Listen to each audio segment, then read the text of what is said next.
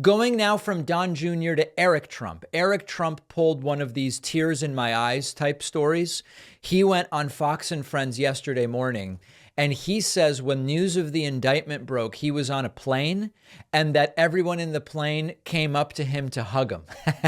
And as always, it's like, do we believe these stories, guys? Justice. And guys, I have to tell you, people in this country understand it. I was on a plane. I was on a commercial flight when this whole indictment broke. People were coming up to me, giving me hugs. The support is unbelievable out there because people understand that we've literally become a banana republic. We're now literally a banana republic. Maybe he means figuratively. They've made a mockery out of our legal system in this country. Yeah.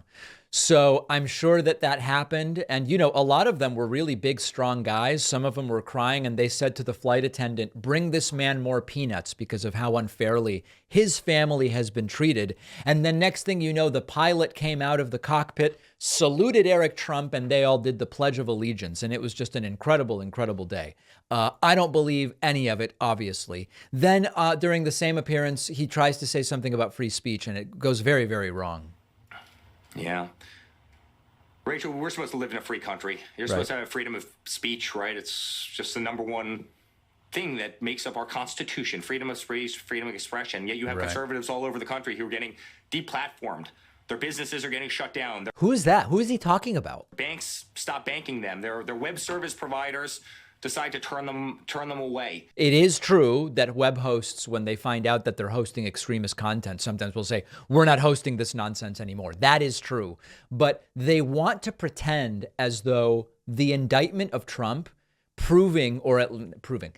suggesting that even presidents aren't above the law is somehow an attack on everybody.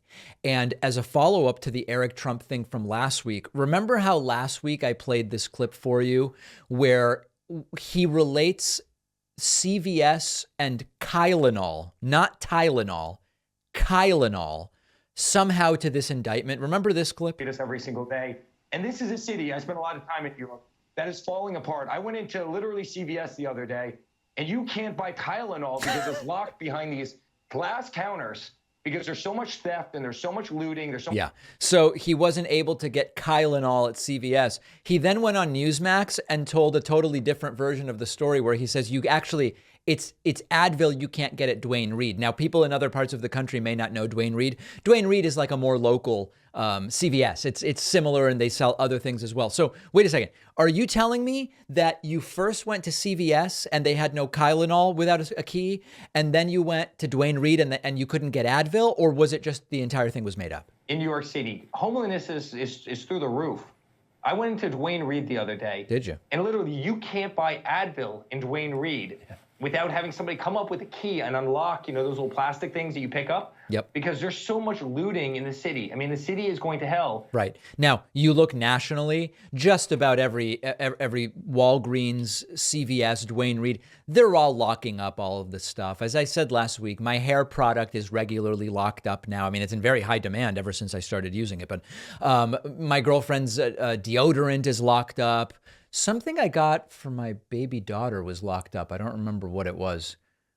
Might have been like baby Zyrtec was locked up. This has nothing to do with not prosecuting or prosecuting Trump and whether it's Tylenol or Bylenol or whatever it is. I don't believe a word this guy says, but he is not doing well, clearly. And I get it to some degree. To see my dad indicted and then begging for money, even though he's supposedly a billionaire, it would probably upset me as well. And that's what I want to talk about next.